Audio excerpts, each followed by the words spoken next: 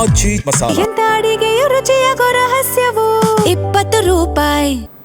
ಸಹಜವಾಗಿಯೇ ಕಳೆದ ಬಿಜೆಪಿ ಮತ್ತು ಜೆಡಿಎಸ್ ಕ್ಲೈಮ್ ಏನಂದ್ರೆ 70 ವರ್ಷಗಳಲ್ಲಿ ಈ ತರ ಘಟನೆ ಆಗಿರಲಿಲ್ಲ, ತುಂಬಾ ಕೆಟ್ಟದಾಗಿ ನಡ್ಸ್ಕೊಳ್ತಾ ಇದ್ದಾರೆ ಸಂಪತ್ತಿನ ಅಂತ. ಬಟ್ ಕಾಂಗ್ರೆಸ್ ಆಸ್ ಯೂಶುವಲ್ ಆಗಿ ಡಿಪೆಂಡ್ ಮಾಡ್ಕೊಳ್ತಾ ಇದ್ದಾರೆ. ನೀವು ಅತಿ ಹೆಚ್ಚು ರಾಜಕೀಯ ವರದಿಯನ್ನು ಮಾಡಿದ್ದೀರಾ ಕಳೆದ ಆಲ್ಮೋಸ್ಟ್ ಒಂದು 30 ವರ್ಷಗಳಿಂದ. ಸೊ ನಿಮ್ಮ ಅನುಭವವನ್ನು ನಿಮ್ಮ ಅನುಭವ ನೋಡೋದಾದ್ರೆ ಈ ರೀತಿಯ ಘಟನೆಗಳು ಅಥವಾ ಈ ರೀತಿಯ ಒಂದು ರೀತಿ ಬಲವಂತವಾಗಿ ರಾಜೀನಾಮೆಯನ್ನು ಪಡ್ಕೊಳ್ಳುವಂತಹ ಪ್ರಕ್ರಿಯೆ ಅಥವಾ ಆತರದಲ್ಲಿ CM DK ಶಿವಕುಮಾರ್ ಆಗಿರ್ಬೋದು, ಕಾಂಗ್ರೆಸ್ ಅವರಾಗಿರ್ಬೋದು, ತುಂಬಾ ಆತರದಲ್ಲಿ ಪ್ರೆಸರ್ ಮಾಡಿ ಮಿಡ್ ನೈಟ್ ಎಲ್ಲ ಕಾಲ್ ಮಾಡಿದ್ರಂತೆ, ಈ ರೀತಿ ಎಲ್ಲ ಚರ್ಚೆ ಆಗ್ತಾ ಇತ್ತು. ಯಾವತ್ತಾದ್ರೂ ಆಗಿತ್ತ ಈ ಥರ? ಇಲ್ಲ, ಇವತ್ತಿನ ರಾಜಕಾರಣದೊಳಗಡೆ ಆ ಸೌಜನ್ಯ ಉಳಿದಿಲ್ಲ. ಈಗೆಲ್ಲ ಹಿಂದೆ ಏನಾಗ್ತಾ ಇತ್ತು, ಸೌಜನ್ಯ ಗೌರವಯುತವಾಗಿ ನಡೆಸ್ಕೊಳ್ಳೋದು, ಬೇರೆ ಬೇರೆ ಪಾರ್ಟಿಯ ಲೀಡರ್ಗಳಿದ್ದರೂ ಕೂಡ ಒಬ್ರಿಗೊಬ್ರಿಗೆ ಪರಸ್ಪರವಾದಂಥ ಒಂದು ರೆಸ್ಪೆಕ್ಟು ಅದೆಲ್ಲ ಇರ್ತಿತ್ತು. ಇವತ್ತಿನ ರಾಜಕಾರಣದೊಳಗಡೆ ಅನ್ಫಾರ್ಚುನೇಟ್ಲಿ ಅದು ಏನು ಉಳಿದಿಲ್ಲ. ಈಗ ವಿಧಾನ ಪರಿಷತ್ನೊಳಗಡೆ ಕಾಂಗ್ರೆಸ್ಗೆ ಬಹುಮತ ಇದೆ ಅಂತಂದಮೇಲೆ ಅವರು ಸಹಜವಾಗಿಯೇ ತಮ್ಮವರು ಅಲ್ಲಿ ಸಭಾಪತಿ ಆಗಬೇಕು ಅಂತ ಬಯಸೋದ್ರಲ್ಲಿ ಏನು ಅದು ಮೆಜಾರಿಟಿ ಇದ್ದವ್ರು ಆಗ್ತಾರೆ. ಆದರೆ ಬಸವರಾಜು ಹೊರಟ್ಟಿ ಅಂತ ಸತತವಾಗಿ 8 ಬಾರಿ ಇಡೀ ದೇಶದೊಳಗಡೆ ರೆಕಾರ್ಡು. ಅವರು 48 ವರ್ಷಗಳಿಂದ ಅವರು ವಿಧಾನ ಪರಿಷತ್ನ ಸದಸ್ಯರಾಗಿದ್ದರು.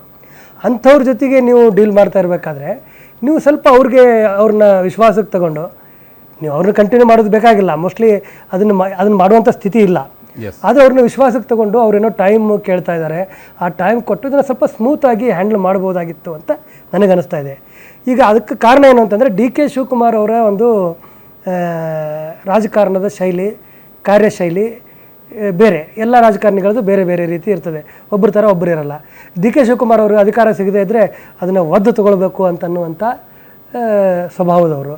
ಯಾರಾದರೂ ರಾಜೀನಾಮೆ ಕೊಡ್ತೀರಿ ಅತೃಪ್ತರಂದರೆ ಕೊಡಿ, 2 ನಿಮಿಷದೊಳಗಡೆ ನಾನು ಅಕ್ಸೆಪ್ಟ್ ಮಾಡಿಬಿಡ್ತೀನಿ ಅಂತ. ಅಂದರೆ ಇವರು ಕಾನ್ಫ್ರಂಟೇಷನ್ಗೆ ಹೆದರೋದಿಲ್ಲ ಮತ್ತು ಸ್ವಲ್ಪ ಹನಿ ಕೋಟೆಡ್ ಆಗಿ ಮಾತಾಡಲ್ಲ. ಅವರು ಇದ್ದದ್ದನ್ನು ನೇರವಾಗಿ ಮಾತಾಡುವಂಥ ಎಲ್ಲವನ್ನು ಎದುರಿಸಲಿಕ್ಕೆ ರೆಡಿ ಇರುವಂಥ ಒಂದು ಅವ್ರದ್ದು ಸ್ಟೈಲ್ ಅದು. ಅದು ಸರಿ ತಪ್ಪು ಅಂತೇಳಿ ನಾವೀಗ ಯಾರು ಅದನ್ನು ನಮಗೆ ಬೇರೆ ಬೇರೆ ಅಭಿಪ್ರಾಯ ಇರ್ಬೋದು, ಕೆಲವರಿಗೆ ಸರಿ ಅನ್ನಿಸ್ಬೋದು, ಕೆಲವರಿಗೆ ತಪ್ಪು ಅನ್ನಿಸ್ಬೋದು. ಆ ಥರದ ಒಬ್ಬ ರಾಜಕಾರಣಿ ಅವರು ನೇರವಾಗಿ ಇವ್ರಿಗೆ ಫೋನ್ ಮಾಡಿ ಅಥವಾ ಭೇಟಿಯಾಗಿ ನೀವು ಈಗಲೇ ಕೊಡಬೇಕು, ಇವತ್ತಲ್ಲಿ ಎದುರುಗಡೆ ಕೂತ್ಕೊಂಡು ಟೈಪ್ ಮಾಡಿಸಿ ತರಿಸಿ ಎಲ್ಲ ಇದನ್ನು ಮಾಡಿ ರಿಸಿಗ್ನೇಷನನ್ನು ಮಾಡಿಸ್ಕೊಂಡ್ಬಿಟ್ರು ಅಂತ. ಇದು ಸ್ವಲ್ಪ ಒಂದು ಒಳ್ಳೆಯ ನಡವಳಿಕೆ ಅಂತೂ ಅಲ್ಲ. ಭಾಳ ರೆಸ್ಪೆಕ್ಟ್ಫುಲಿ ಭಾಳ ಚೆನ್ನಾಗಿ ಇದನ್ನು ಹ್ಯಾಂಡಲ್ ಮಾಡ್ಬೋದಾಗಿತ್ತು. ಆಮೇಲೆ ಈ ಥರದ ಸ್ವಭಾವ DK ಶಿವಕುಮಾರ್ ಅವ್ರಿಗಿದೆ, ಇವರು ಇದೇ ರೀತಿ ಕೇಳ್ತಾರೆ ಅಂತ ಗೊತ್ತಾದ ಮೇಲೆ ಇದನ್ನು ಭಾಳ ಸ್ಮೂತಾಗಿ ಹೊರಟಿಯವರಾದ್ರೂ ಬಿಟ್ಕೊಟ್ಬಿಡ್ಬೇಕಾಗಿತ್ತು. ಇದನ್ನು ಈ ಲೆವೆಲ್ವರೆಗೂ ಅವರು ಕೂಡ ತರಬಾರ್ದಾಗಿತ್ತು. ಇದನ್ನು ಮಾರುತಿ ಅವ್ರು ಭಾಳ ಚೆನ್ನಾಗಿ ಹೇಳಿದ್ರು, ನಾನೇನು ಹೊಸದು ಹೇಳ್ತಾ ಇಲ್ಲ, ಈಗ ಅವ್ರು ಹೇಳಿದ್ದನ್ನು ನಾನು ರಿಪೀಟ್ ಮಾಡ್ತಾ ಇದ್ದೀನಿ, ಭಾಳ ಚೆನ್ನಾಗಿದೆ.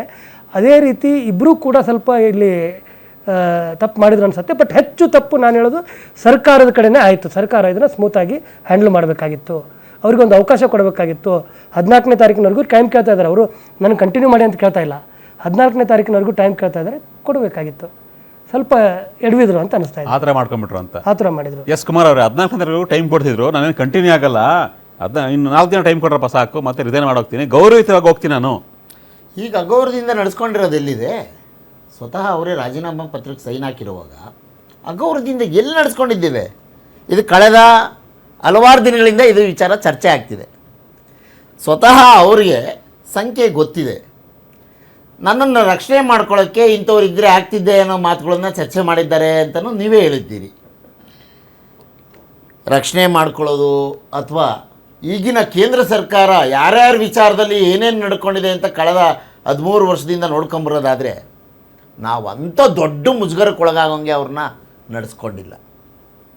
ಹಿರಿಯರು ಶಿಕ್ಷಣ ಕ್ಷೇತ್ರದಲ್ಲಿ ಅವ್ರು ಮಾಡಿರೋಷ್ಟು ಕೆಲಸ ಕರ್ನಾಟಕದ ಜನ ನೆನೆಸ್ಕೋಬೇಕು. ಅವರು ಶಿಕ್ಷಣ ಸಚಿವರಾಗಿ ಏನೇನು ಮಾಡಿದ್ರು ಅಂತ ನಾನು ಕಣ್ಣಾರೆ ಕಂಡಿರೋಂಥವನು. ಹಾಗಾಗಿ ಅವ್ರ ಬಗ್ಗೆ ನಮ್ಮದು ಎಳ್ಳಷ್ಟು ಕೂಡ ಭಿನ್ನಾಭಿಪ್ರಾಯ ಇಲ್ಲ. ಆದರೆ ಸಂಖ್ಯಾಬಲದ ವಿಚಾರ ಬಂದಾಗ ಅವರು ರಾಜೀನಾಮೆ ಕೊಟ್ಟಿದ್ದಾರೆ. 14ನೇ ತಾರೀಕು ತನಕ ಉಳಿಸ್ಕೋಬೋದಾಗಿತ್ತು ಅನ್ನೋದು ಅದು ನಮ್ಮ ಅಭಿಪ್ರಾಯ ಅಲ್ಲ. ಲೆಜಿಸ್ಲೇಟಿವ್ ಇದರಲ್ಲಿ ಅಲ್ಲಲ್ಲ, ನಮಗೆ 7 ದಿನ ಇದ್ದಿದ್ರು ನಮ್ಗೆ ಏನು ಭಯ ಒಂದು ನಿಮಿಷ ನಾವ್ ಯಾರಾದ್ರೂ ಒಂದು ನಿಮಿಷ ಇರಿ ಇದು ಗೌಡ್ರೆ, ನಾವೆಲ್ಲಾದ್ರೂ ಸ್ಟೇಟ್ಮೆಂಟ್ ಮಾಡಿದೀವ ಸರ್ ಅವ್ರು ಇವತ್ತೇ ರಾಜೀನಾಮೆ ಕೊಡಬೇಕು? ಮಾಡಿಸಿದ್ರಲ್ಲ ಸ್ವಾಮಿ. ಈಗ ನಮ್ಮ ಯಾವುದಾದರೂ ನಾಯಕರು ಸಭಾಪತಿಯ ಕರೆದು ಕುಳ್ಳಿಸ್ಬಿಟ್ಟು ಹಾಕ್ಬೇಕು ಅಂತ ಕೈ ಹಿಡ್ಕೊಂಡು ಹಾಕ್ತಾರ? ಕೇಳಿ, ಕೇಳಿಸ್ಕೊಳ್ಳಿ. ಕೈ ಹಿಡ್ಕೊಂಡು ಹಾಕ್ತಾರ? ಆಯ್ತಪ್ಪ, ಪಾಪ ನಿಮ್ಮ ಪಕ್ಷದ ಒಬ್ಬ ನಾಯಕರು ಸೌಜನ್ಯವಾಗಿ ನಡ್ಕೋತಿದ್ದಂಥ ಒಬ್ಬ ನಾಯಕರು ಅಪಘಾತಕ್ಕೆ ಒಳಗಾಗ್ಬಿಟ್ರು. ನೀವು ಅಂಥದ್ದನ್ನು ಯೋಚನೆ ಮಾಡಿ ಸ್ವಲ್ಪ.